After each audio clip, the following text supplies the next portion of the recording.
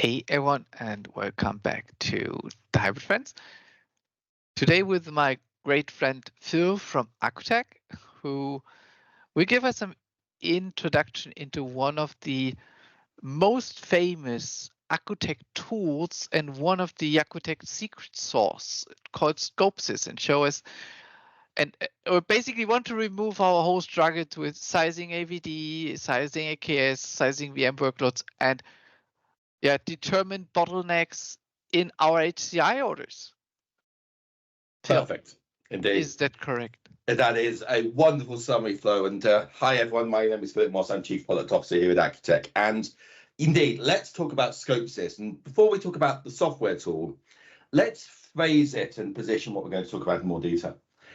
As Flo has summarized, Accutech HCI is a wonderfully powerful platform.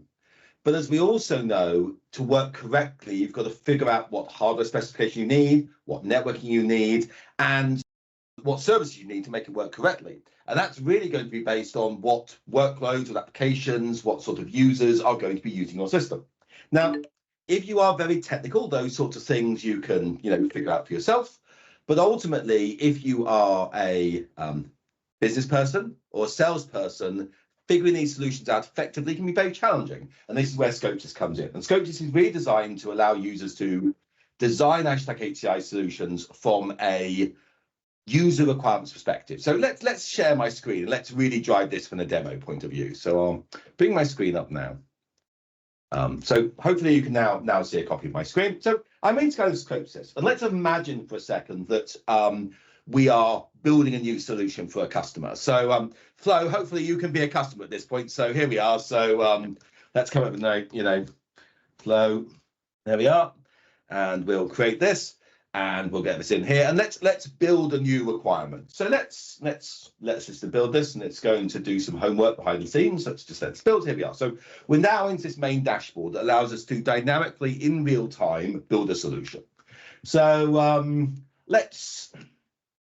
I really already like that, because for me as a more optical person, if I can already see my rack, it really helps. It's better than our Microsoft sizing guide, to be honest. Exactly. Yes. And this is the point. This is about visual design driven on requirement. And let's kind of get into that. So very quickly, I can start adding workloads. We'll talk about these in a few more minutes, but let's do something really quick. Like let's add some small servers, right? And what you can see on the right hand side is the system has immediately made some recommendations, right? And if I start changing these things, you can see it's immediately figuring out the best hardware solutions, right? And the best available options. Right, and it's giving you, as you say, a graphical representation of the number of nodes, type of networking being used, and also conceptually how much the RAM or the CPU is being used up to deliver on these requirements. And by the way, that system got quite large because I picked quite a large server and said 60 of them. So you can see it's dynamically modifying in real time. But Can I also see so you have these small, medium sizes there. Is there also a view where you can see what kind of vCPUs? Perfect. So it's also adjustable from that point. Exactly. And also the user can add their own completely bespoke types as well. So you can actually go and define your own settings in here. And we'll come back to this in a few minutes. But as you can see in here, we can actually define the exact requirements. But let's go away and play with some of these predefined funds first of all. So yes, we've got some pre-cam one here. So this thing called Tiny. And note again, I can edit it. I can change the name of these things anytime, but let's play around with this. I might want to say, change contention ratio, right? The second I do that, so I haven't got any VMs of this type. Let's just put some VMs in, and let's just zero this out as well. So again, you can see that in real time, the system's updating. And if I make that contention ratio back to 1:1, you'll see the system is then recalculating the resource utilization. Let's do things like change back 1 to 2. Let's add no increase the number of cores. Again, as you can see inside of here, the system is recalculating, and it's also recommending all the available hardware configurations that will meet the requirement. But by default, the system will always recommend the most cost effective. And that's really important, right?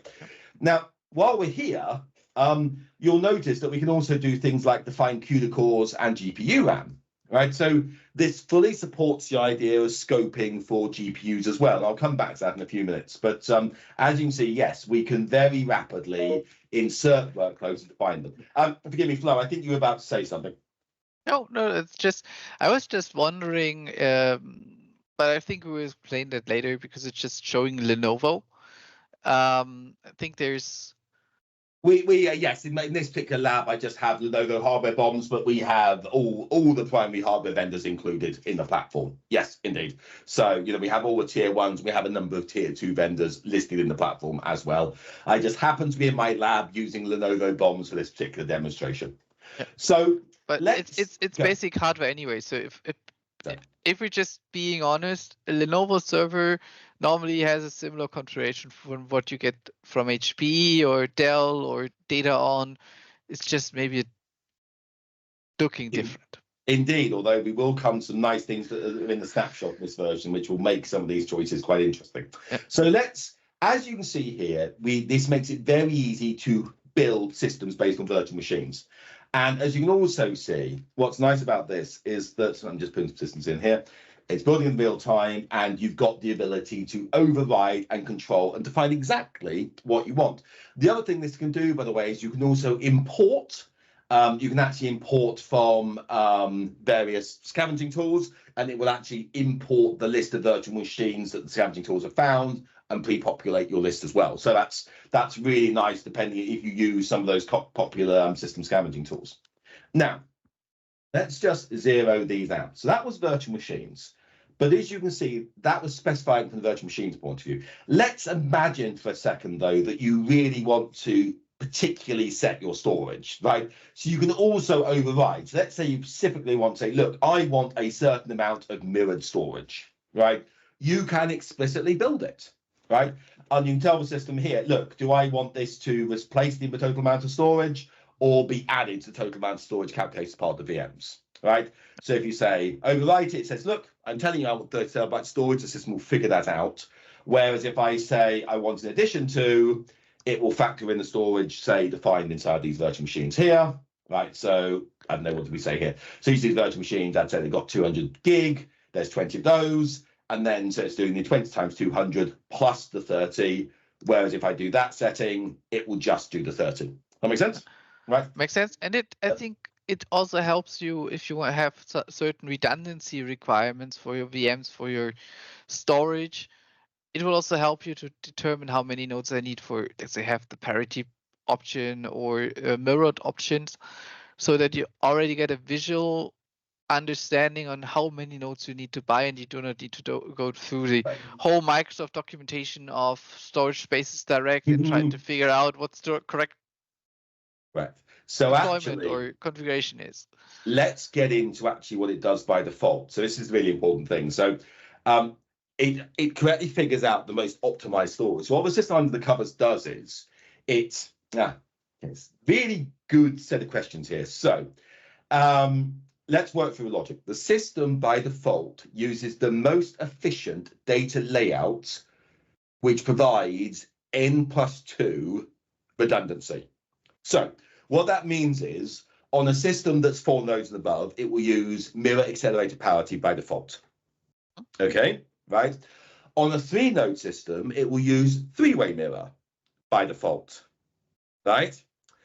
On a 2-node system, it will use nested map, right? Because those all provide n+2. And on a single node system, obviously it uses 2-way mirror, but it can't do, it'll try and do 3-way mirror on a single node system if there's enough drives, but obviously a lot of single node systems don't have enough drives to do it. But it's always aiming at n+2. So you were about to say something. Oh, perfectly fine. And now we get into this key thing. So what's important is that we always build these solutions to not let the user shoot themselves in the foot, right? Because we're trying to build systems that are non-technical people can design. But if you do know what you're doing, you can allow it to do a single node system, right? Yes. You can also force it to always use switching, right? And you can force it, for example, to always do n+2, right? And notice, of course, if you do that, it won't allow you to do single node. Yeah.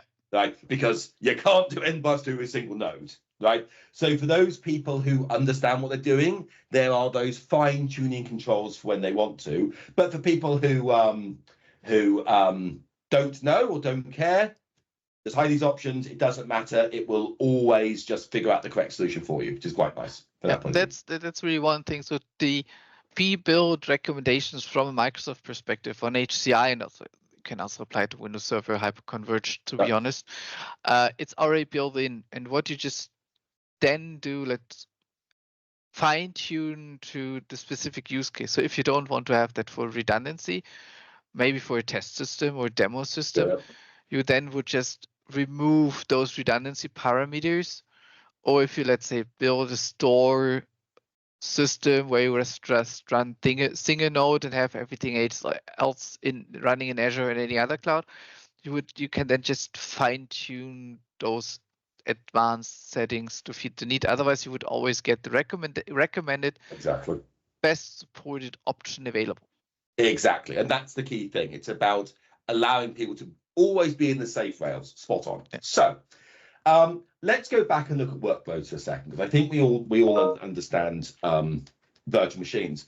But let's think about some of these new capabilities that are built in. And the first one I'm going to start with actually is working with GPUs.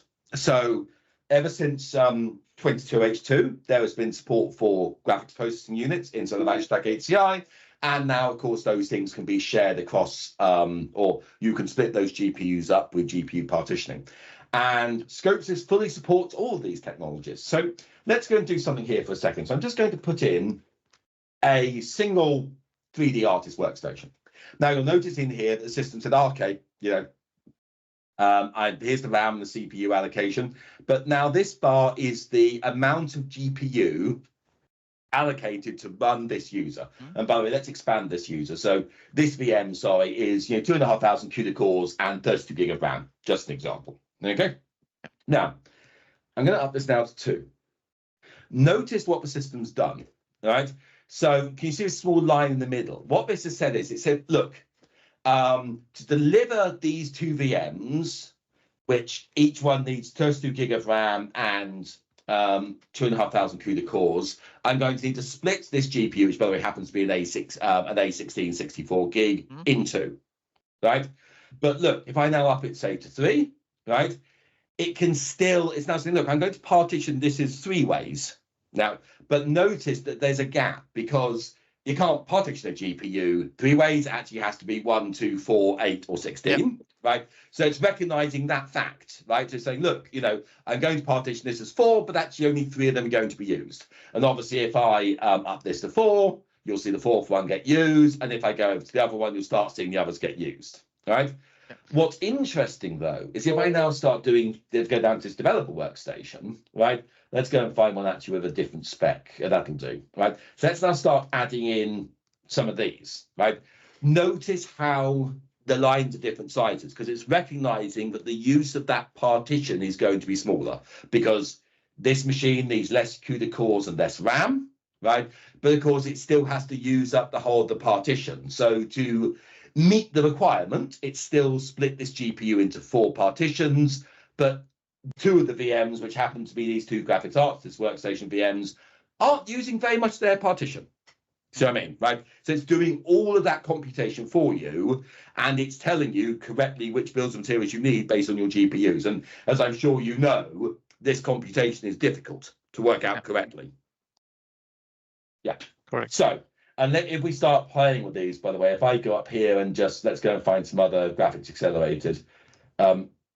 Yeah, so if I throw in lots of these, for example, you'll see what it's doing here. So it's now really having to start partitioning these up to actually deliver on these requirements. So and it also that would have been one of my next questions. So if I overcome the limitations of that build, of that specific hardware build, it then drops or throws in more systems to still have redundancy available. Correct. And what will happen if I really overstress it, right? So notice now it said, look, it can't do it, right? Yeah. So it's now gone I've thrown it. So it's saying, look, you can't do this because you just can't fit this in, right? Yep. So, the other thing is it won't let you design things that physically aren't possible. Yep. Yes, so you're nice. You really are protected and kept within the rails that you need to be within. So let's just zero that lot out. Now we've looked at the power of GPU partitioning and actually calculating for GPUs. And as you saw earlier, we can do this for any form of virtual machine workload. Now let's go and do this with VDI. So AVD, of course, was launched this year for Azure Stack HCI, and AVD is the evolution of the VDI solution. And as you know, the way AVD works is you create session hosts. So you run multiple users on a single session host. Now, the point is the customer doesn't think of users in terms of session host. They think of users in terms of users and what users need. So the nice thing about this is you can define the users in terms of their user requirements. So we have an office user here. And this is really about what the user needs to run their apps, right? So one of the things that I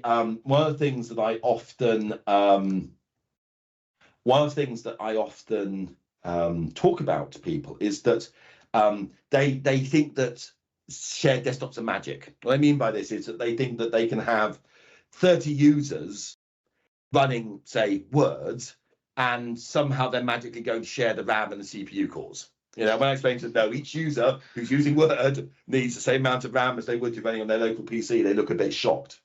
So this is exactly what Scopes is doing here. It's saying, what does your user need to, run inside their VDI session? So let's say they want to do some light office work, 2 cores, 4 gig of RAM and 32 gig of storage. Now, let's host 20 of these. Now, what Scopes has now done underneath the covers is it's taken those 20 users, and then what it's done is it's packed them into session hosts.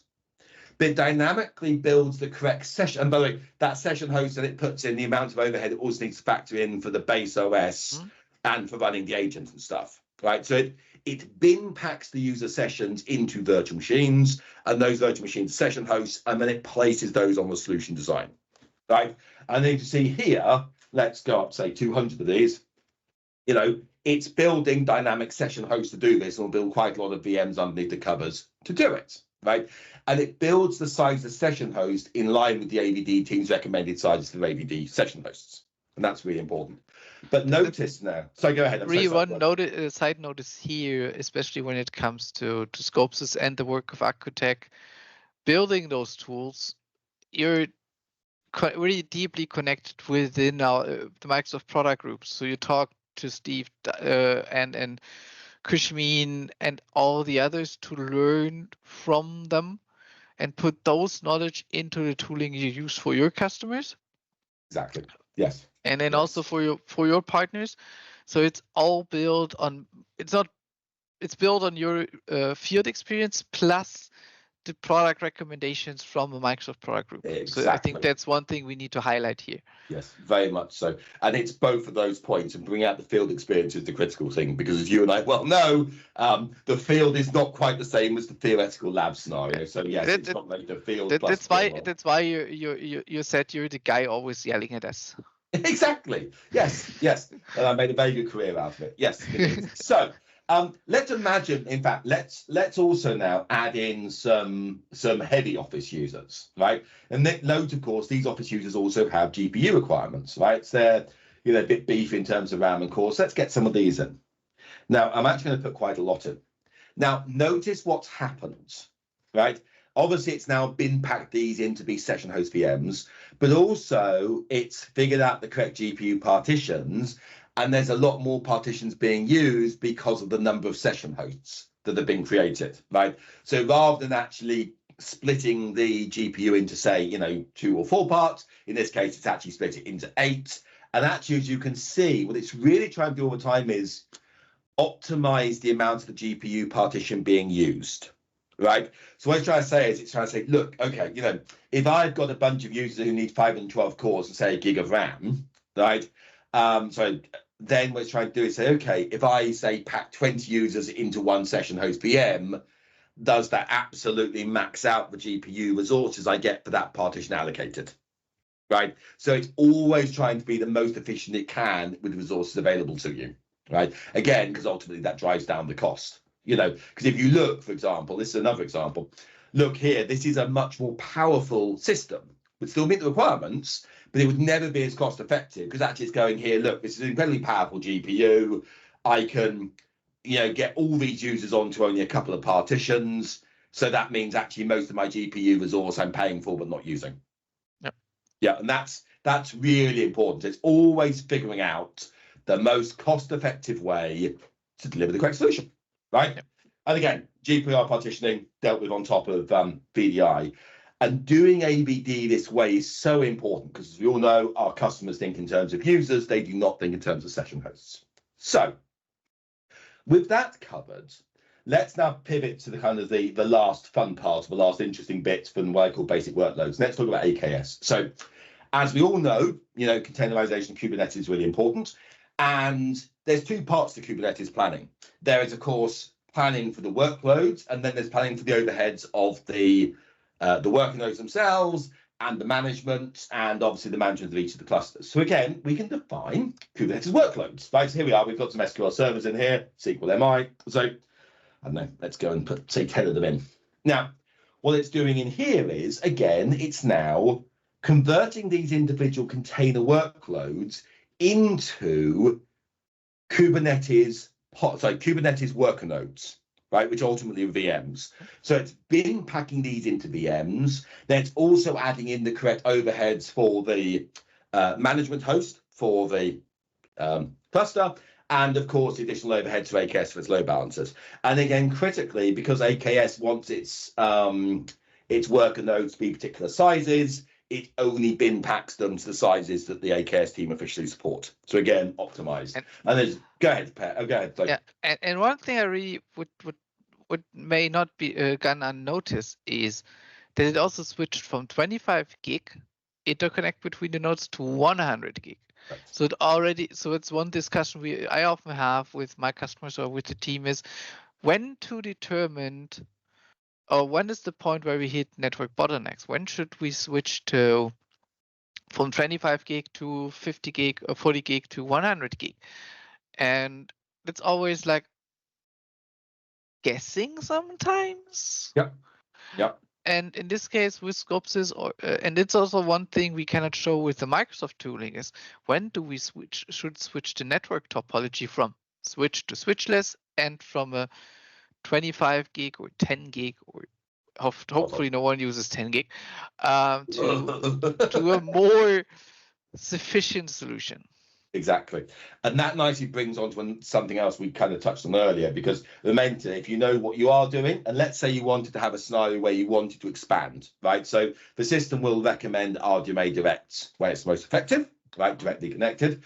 But let's say you want to expand in the future, right? Or you want to have a switch, right? Yes, you can force it to use a switch, right? Again, for those scenarios where, even here, it will use a switch.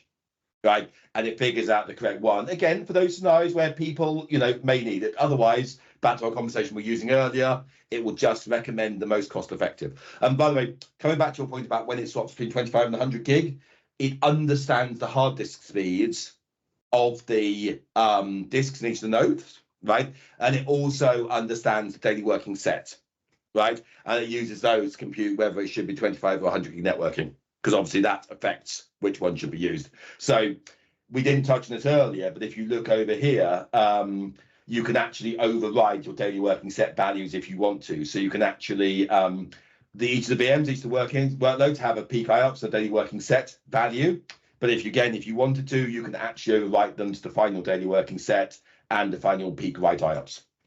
Yep, if you really want to. So that's kind of covered specifying solutions. Now let's look at the output, because this is what gets really interesting. So I'm now going to create a snapshot. And this is just going to create a little file. It's an HTML file. Let me now open this up, which I can do here, hopefully. Let me just open it. Oh, good. Right, hopefully you can see it. So think of the snapshot as being an output, right? Now notice you get this visual representation of the solution. It's telling you what the hardware spec is, it's telling you what networking is in here, right? It's also summarizing the solutions and the VMs that were configured to actually meet your requirement. I know this is not a terribly interesting one. But let's scroll down a bit further, and here's some of the stuff that makes it really easy to order things. And we do this for all the hardware vendors that we support. So in this case, it's Lenovo. So directly from here, you can download the configuration file that you can upload into the vendor's tool of choice. So in this case, it's Lenovo's. So you download the Lenovo configuration file, you would upload that into the Lenovo ordering tool, and you can place the order for the hardware, right? It's also telling you, right, exactly what switching equipment to order. Now, this one's not very interesting because it's an RDMA direct. In fact, what I'm going to do is let's go back and build something a little bit more interesting so it becomes more fun to look at. So there we are, that'll do. No, I built something with huge servers, so let's see. Right, there we are. Let's go to, so I've chosen enormous servers by complete accident. That's better. Good. Okay, so let's go and output that one. So creating a snapshot here. Download. Let's go and grab that. Good. There we are. So if I go down here and look at the networking, again, I've got the configuration file, but it tells you exactly which equipment to order, literally, right? Down to the software version you've got to order and the warranty, etc., etc. It also says, because obviously I'm in the architect version at the moment, which services you need, right? Which plan deployment services you need, which support services you need, etc., etc. This is really important because it means that somebody who isn't technical literally can go from design through to ordering everything they need. You know, Correct. no, yeah, go ahead, sorry. Yeah, and even if it's not one of your supported vendors, like let's say Primeline servers, which are really local within Germany, you could take that file and say, hey, that's what ScopeSys says I would need to have in Lenovo. How would that look like in Blue Chip, Primeline, Thomas Grant servers? Exactly. Yes, exactly. You know, so and that's exactly, this is why this is so valuable for people to be able to do it. Now, let's move back into the system because we've covered the basics. Now let's think about some of the more advanced things. So you see on the right hand side, the system's always giving system summaries. So it's saying things like, hey, look, you know, I know this meets your requirement, dear user, but by the way, this is the maximum amount of storage this hardware configuration could support, just so you know about it, right? It's also telling you, you know, how much of the potential IOPS on this node you're actually saturating. So again, it's always going to meet it, but it's just telling you how much headroom you've got in the solution.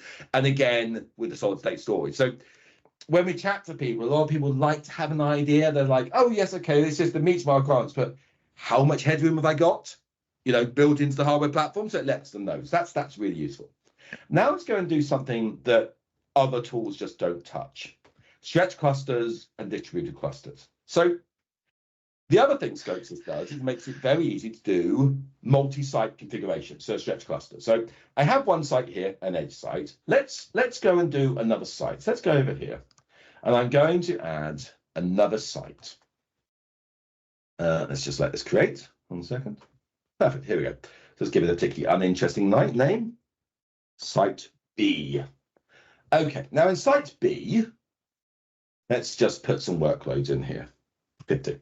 There we are. Let's just go and build it. Now, there we are. So I built a site B. Now, let's go back over here into my, my edge site.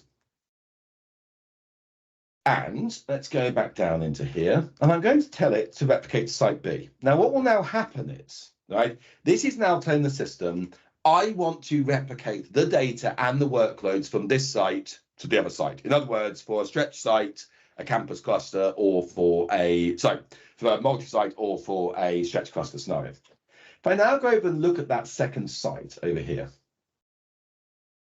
let that load.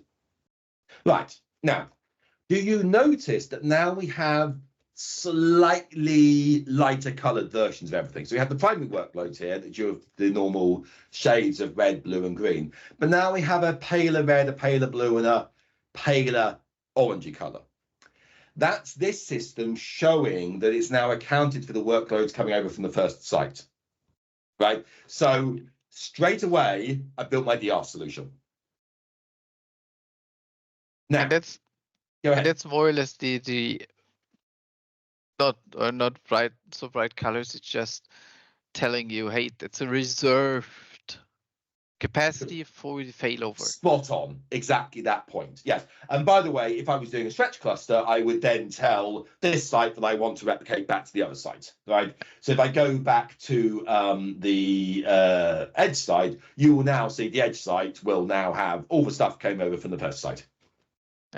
Yep. Okay. Right. Now, of course, what's really interesting, of course, is as soon as you do a phone like that, the systems will inherently end up always being the same hardware platform. Because they must be, at the end of the day. Now, where it gets interesting is you also have flexibility. So you can do things like ScopeSys will check to see whether the daily working set will replicate correctly. So you tell it how fast the intersite link is, right? And if the daily working set will not get over that link, it will tell you, right? You can also do things like, you can say things like, okay, when I'm in a DR situation, I actually accept system degradation, right? So you can actually increase the contention ratio, right? So what it's doing there is it's actually, let's say a normal VM on the primary site might be on a 1 to 2. It'll then say, okay, where it's failed over, we're going to give a contention ratio of 1 to 4. Yeah. Right. And that allows you, of course, okay, we're keeping going, but our performance might. Yeah, we're just operational. We can have some performance degradation, but at least we stay operational in the case of disaster. Exactly. Yes, exactly. You know, this also allows us to scale back the core allocation as well, right? For exactly that same reason. Yes, it's keeping you alive. Because the other thing ScopeSys supports is you don't have to do one-to-one sites. You could do hub spoke. Yeah. Right. So you could happily have lots of edge sites replicating their failover to a central site. Absolutely supported. Perfectly well. And the last thing you can do is you can say how much storage don't you want you to replicate. So if you don't want to replicate everything, let's say some of your data was just old backup data or something, you can say, you know, I don't want to replicate, say, 10 terabytes of it, and it'll calculate that as well. Now, lots of people always say to me, why aren't you saying how much you do want to replicate? Why do you say how much you don't? Well, the reason we do it this way around is because every time you change the workloads you've got up here, there's going to be more data, right? Whereas your amount of, shall we say, static data, let's say this arbitrarily backup lump or something, you probably know about. So just by setting it to be the value here means that's the thing that doesn't get replicated. The amount of changes just becomes less than. You get it. Yeah, spot on. Yeah, exactly. It feels counterintuitive. Sorry, Flo, go ahead. Yeah, with the hub spoke architecture, just to ask back to that point, it then also brings up, correct me if I'm wrong, brings up the option if I don't use stretched clusters, if I maybe use something like Veeam replication, Carbonite, Hyper-V replica, it gives also the option to calculate those replications from the various edge sites to my main data center location. And it's not only pinned to specifically an HCI stretched cluster or metro cluster, campus cluster, however you want to call it, solution then. No, absolutely. And you know what? I'm so glad you brought that up, because under the covers, yes, what it's just doing is checking the data can replicate fast enough. In other words, the link speeds up to the job. And is there enough capacity to both in terms of storage, network, compute, and RAM on the target sites? You're quite right. It doesn't matter whether it's Hyper-V replica, Veeam, block rate replication for anything you like. It's all calculated correctly. Quite right too. And that's also, by the way, that's why we say it's replication and failover. We don't say it's stretch cluster. Yeah. Yeah, indeed. Makes sense. Quite right too. Yeah, indeed. So that probably highlights the key things. The other thing I will just touch on quickly is for people who want to do detailed understanding, we make the ability that you can literally see the specifications of the nodes, if you want to, and you see we map and understand these nodes in tremendous detail. That's the computation engine under the covers. He's using this to drive the computation, right? And for our very advanced users, they can also customize the individual node specifications. And this is very useful, let's say, if you're answering, say, an RFP. As you and I well know, sometimes we all work on projects where the customer says, your server must be of configuration X. Okay, fine. There we are. So you can do that. Or you have already a customer who has hardware, like that happens with HPE. Yeah. So I don't know if you know that situation, but with HPE, with the Gen 10, we often had repurposed hardware. So Really? they were running Nutanix, and we just got the request, hey, we want to now do HCI on that node. So how we can retrofit our servers to support HCI. And with that, you just can put in your server configuration and just say, hey, it's now maybe 10 gig RDMA, and that would tell it would not be feasible. Get it to 25 or 100 gig. Yep.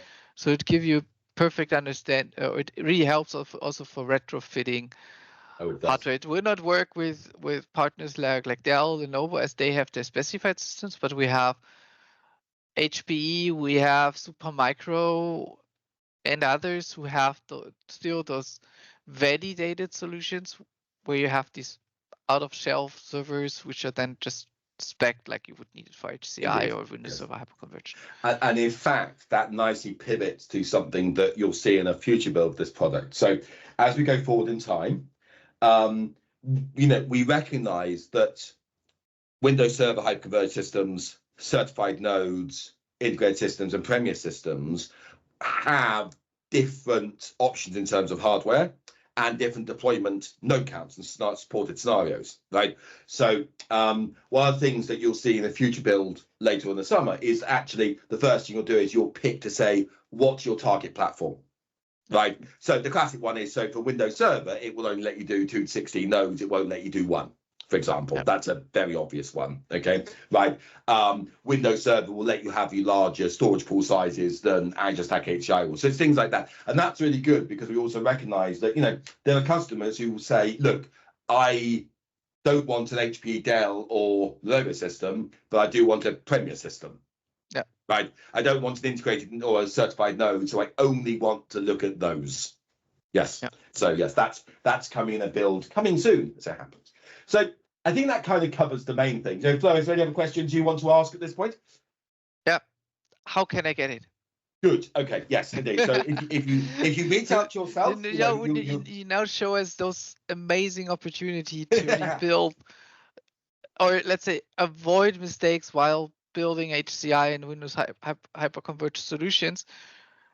And now you tell me I know you now will tell me it's exclusive for Accutech customers and Lenovo. Not in the slightest, fortunately. No, so we support all vendors. And so if you go to our website, and Flo, you'll put the link up, I'm sure, after the video. If you go to our website, there is a link to register to get hold of this tool. It's very easy, right? And that will allow you to enroll. Any partner is allowed to enroll and do that. And in the coming weeks, it's also going to be up in the Microsoft Marketplace as well. So right now, come to the Accutech website to get access to it. And as I said, in the next couple of weeks, it'll be in the Azure Marketplace as well as a commercial solution. So yes, please come and try it. And yes, Flo, I'm sure you'll put this into the URLs as part of this video.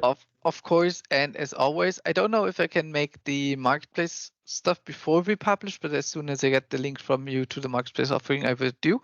And it brings us to an interesting option. So if I'm a customer and I want to just know the size I need and then go to a vendor, I can use ScopeSys. So I can deploy it, use it, and basically after I have a valid configuration, I can just drop it again. Of course, yes, if you wanted to. Yes, correct. Yes, correct. And also, I can go, I have a quote, I have a proposal from one of my partners. I can now have a double check of what they proposed. And it's not blaming anyone, but we are all making mistakes. They're all, let's say, guidance from partners, from vendors, how their account teams need to build those solutions. And maybe they do not take everything in account, or they just want to make a bit of more profit with one system, or agent can just check it and can also check it against other partners. So it gives me as not only as a partner, I can do the same as a partner, but also as a customer, much more flexibility. And especially when I'm a partner, and correct me if I'm wrong, it's just my assumption. We see this a lot. In fact, I'm so glad you brought this up, because a lot of the scenarios, this is exactly what we see, where the partner or the customer either wants to validate with us or wants to self-validate for exactly that reason. So I'm so glad you brought this up.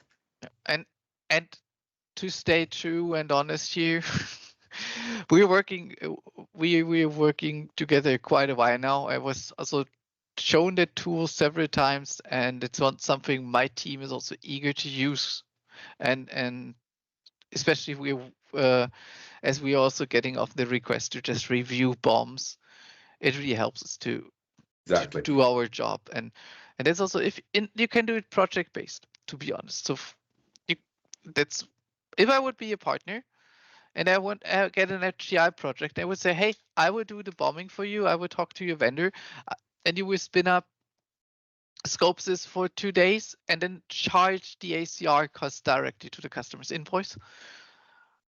Just thinking of business models here. Yeah, absolutely fine. And in fact, that's why it's going into marketplace to make that possible. Yeah. Yes, indeed. That's what those use to meet a business requirement scenario is the whole point of the marketplace. Yeah. Yes, indeed. Yes, and, quite right too. Yeah, and there's the Microsoft sizing for HCI, but with all these options built in, that's why I really like ScopeSys. This puts the rest of 20% Microsoft is not covering in detail on top of the sizing tool, and it gives you, if you want to purchase, a much better understanding of what you need, what you get, especially if you're not a direct customer from one of the vendors. If you need to go through a partner, or if you need to order through websites or anything like that. And the other thing we haven't really touched on it today is that this tool is also designed for sales teams. What I mean by this, it supports things like, team leaders or managers can see the solutions all their team are working on. Teams can have their own personal solutions. They can also have solution collaboration, etc. They're supporting and things like that. So for larger partners, sales teams or distributors, again, it's a lovely tool for them to design those like HCI solutions, especially, and as we're talking about solution output here, if you are an organization who has, say, familiarization with other platforms, non-Microsoft based platforms, or no HCI or SANs from other vendors, if you don't have the Microsoft skill set, this allows you to design systems on the Microsoft platform without needing that background knowledge. Yeah. And that's very useful as well. And normally, especially with the design around having that amount of users, having that size of virtual machines, you need that requirements anyway to build a hardware system and to size your system. So you have everything you need to put in. And if you don't have that, at least you can check on the laptop specifications of the user, and then you're done. Exactly, that's the point. Yes, this is from a user stroke workload centric viewpoint. That's the value prop. Yes, indeed. Good. So yes, Flo. I think that covers all what we wanted to cover today, Phil. I think we still have a few more sessions on other topics we want to do. We do, yes. Yeah, of course. But ScopeSys, we were postponing the ScopeSys session for a while now, because what we wanted to have is we want to have it available in the marketplace soon after we talk about it. Yes, indeed. I believe it will be very soon from this point. And as I said, it's on the Actech website right now, even if you want it right now. Yes. Yeah. Yes, indeed. Fantastic. Well, thank you so much for your time this afternoon. And I must admit, we covered Scopeche today, but I'm really looking forward to discussing some of our future topics in the coming weeks as well. Perfect. Then thank you so much, Phil. And for all the others, if you want to have more such topics, use the comments, subscribe to the channel. As always, have a great time. Bye. Thanks, guys.